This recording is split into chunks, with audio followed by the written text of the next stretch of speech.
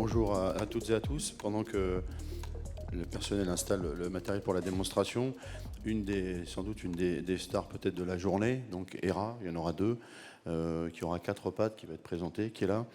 La démonstration va être plus parlante que le discours, mais juste pour situer les choses, de plus en plus souvent dans nos enquêtes, les supports numériques sont indispensables à trouver, puisque nous allons faire des recherches dessus pour des éléments de preuve, et notamment dans les affaires de pédopornographie, mais pas que, dans la criminalité organisée de manière générale. Il nous faut absolument trouver ces supports qui sont parfois cachés. On pourra raconter une anecdote tout à l'heure qui m'a été racontée hier, qui est assez surprenante sur l'imagination des délinquants pour masquer, cacher les supports numériques. Donc nous avons développé une compétence, c'est vrai, à l'identique des chiens stupéfiants dont vous avez plus l'habitude, des chiens recherche ou des chiens sur les explosifs et les armes. Une compétence qui permet à nos chiens de détecter des supports numériques. Donc vous allez avoir une petite démonstration. Alors c'est basé sur un métal rare qui s'appelle le tantal, qui est dans chaque composant numérique. Et c'est ce qui permet aux chiens de le détecter et de nous être très utile dans l'ensemble des enquêtes, encore une fois, et les perquisitions qui sont menées. Aujourd'hui, nous disposons de 5 chiens et notre objectif, c'est d'en avoir bien évidemment davantage pour en mettre un au moins dans chaque région, puisque de plus en plus, encore une fois, d'enquêtes ont besoin de ce type de compétences. Je vais céder la parole au commandant en second du centre de Gramma qui va vous préciser le déroulé de la présentation. Merci beaucoup, mon général. Bonjour à toutes et à tous. Donc, le temps de permettre aux équipes de finir la mise en place, je vais me permettre de rappeler rapidement le contexte, mais qu'a déjà évoqué le général. Néanmoins, on est sur, bien évidemment, une évolution numérique de la criminalité. Et donc, le hardware est un outil de commission d'infraction, mais aussi peut contenir des éléments de preuve qui est extrêmement important pour nos enquêteurs de pouvoir découvrir dans la gestion de leur dossier. Donc le chien, alors pourquoi le chien? Le chien est bien évidemment là pour permettre de compléter l'offre technologique qui est déjà existante pour la recherche de ce type de matériel. Notamment, le chien apporte une plus-value sur le matériel inerte, type découverte de clés USB, de cartes SIM, voire aussi de cartes SD.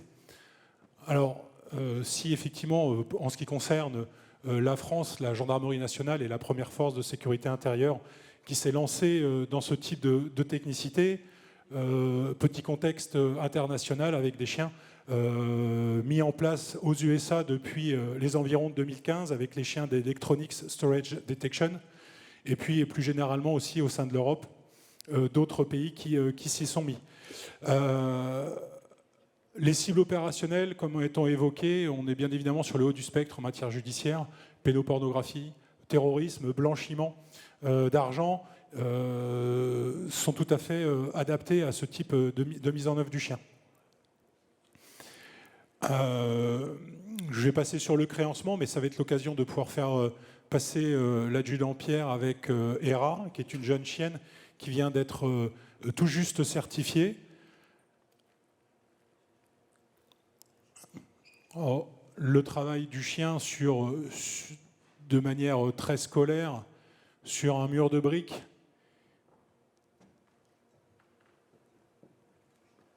avec une feuille de tantal. Alors le tantal, c'est le matériel qui est utilisé pour le créancement initial du chien. C'est donc un métal rare qui entre dans la composition de la majorité des composants électroniques qui sont dans le matériel cible et recherché. Donc il existe plusieurs approches qui ont été réalisées. Donc sur 3 matériaux, le TPPO, le triphénylphosphinoxyde, le HPK aussi, l'hydroxycyclohexyl phénylkétone, qui sont en fait des composants utilisés pour le matériel électronique. Et donc bien évidemment le tantal. Donc au regard des études réalisées, de l'expérimentation réalisée, nous avons privilégié le tantal qui permet pour nous, dans la séquence de créancement et d'initiation des chiens, un meilleur taux de réussite. Un deuxième type d'exercice sur des plots, où après le tantal, on est sur du matériel électronique désossé, qui est la seconde phase d'apprentissage du chien. Donc le but du jeu étant de partir du Tantal et de monter progressivement à du matériel industrialisé, manufacturé, classique. À savoir que dans la formation, on arrive à descendre le seuil olfactif du chien jusqu'à 3 mg.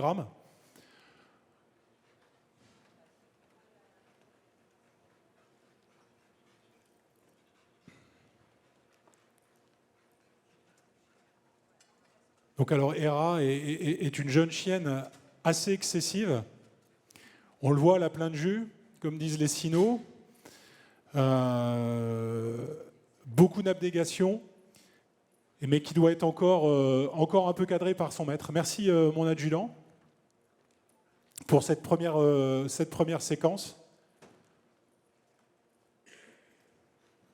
Donc dès lors que le chien a terminé sa formation, bien évidemment, il est mis en œuvre en situation opérationnelle. Donc là, on va avoir un second chien qui va rentrer en scène avec le major Arnaud, qui nous vient du GIC de Dijon, qui a été une des toutes premières équipes cynophiles validées à la recherche de supports de données numériques, qui a contribué à l'expérimentation. Avec Ozark, vous allez voir, en termes de comportement du chien, un chien beaucoup plus âgé, beaucoup plus calme. Et là, on est sur du matériel détectable, on va dire, quel est l'objectif terminal qui est recherché lors des perquisitions.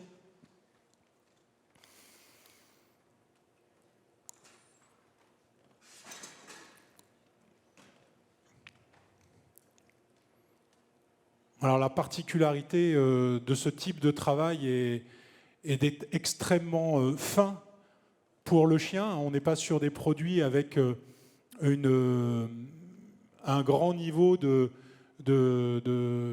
matière olfactive, ce qui nécessite un travail de précision particulièrement important, ce qu'on appelle un travail en systématique. Le chien est guidé par son maître. Le rôle de la conduite du maître est extrêmement importante pour permettre au chien de travailler. Donc le chien là a détecté, il est fixé, c'est-à-dire qu'il ne bouge plus sa position, et il est ensuite récompensé par son maître. Le but du jeu pour le chien est bien évidemment de trouver l'objet de manière à avoir sa récompense ultime, c'est-à-dire son jeu, parce que nos chiens sont sélectionnés justement par leur abnégation au jeu et leur fanatisme à leur jouet. C'est la base de l'éducation canine. Donc, avec ce type de chien en situation opérationnelle, nous sommes dorénavant capables de pouvoir trouver des téléphones portables, des ordinateurs portables, des tablettes, bien évidemment, qui pourraient être dissimulés. Alors, on est sur du macro, on est sur des gros objets. Et donc, plus on descend, on peut arriver jusqu'à du disque dur, potentiellement du disque dur externe, mais bien évidemment de la clé USB, des clés crypto, je pense aux clés Ledger, par exemple.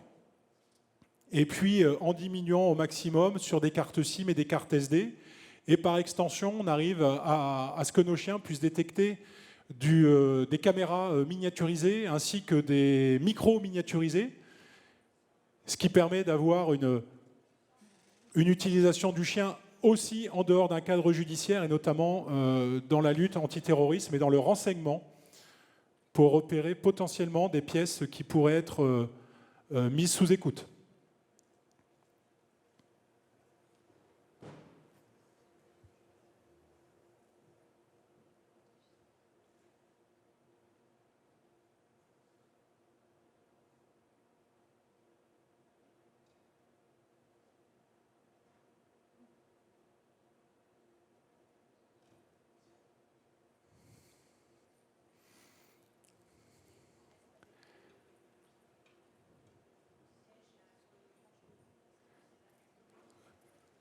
Donc en termes d'endurance, c'est aussi un exercice qui est particulièrement exigeant pour le chien, qui doit pouvoir être capable dans la durée de rechercher des matières peu olfactives.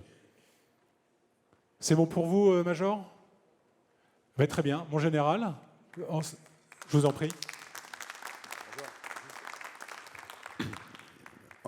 pour finir l'exercice, peut-être laisser au Major un témoignage qui, je pense, est assez intéressant sur ce qu'il nous a présenté hier sur l'imagination de nos adversaires et des criminels. Donc, en fin d'année dernière, on a été engagé sur une enquête de pédopornographie. À un moment donné, le chien se dirige dans une salle de bain et nous indique un tiroir de la salle de bain. Donc, on vérifie, on fait une première recherche manuelle et visuelle. Et à ce moment-là, on ne trouve rien qui pourrait ressembler à un appareil numérique. Donc, on réengage le chien sur la suite en pensant que le chien pouvait avoir eu une mauvaise réaction. Et finalement, il retourne sur ce tiroir, on regarde à nouveau le tiroir et on prend l'ensemble des éléments. Il y avait des tubes genre tubes de dentifrice, brosse à dents et d'autres objets, dont un dentier. Donc on aligne les objets à peu près comme ici les briques et on indique au chien l'ensemble de ces objets. Et le chien s'arrête sur le dentier. Et en fait, en y regardant de plus près, les deux dents de devant, si vous tiriez sur les deux dents de devant du dentier, en fait, vous arriviez à extraire une clé USB. Et dessus, il y avait des images pédopornographiques. Voilà.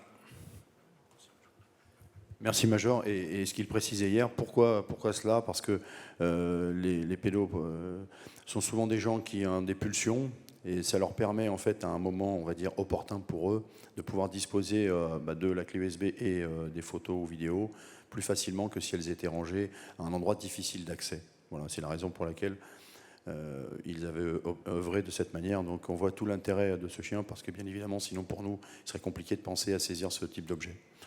Merci, je propose de les saluer et de les remercier pour la présentation qui a été faite. Merci à vous.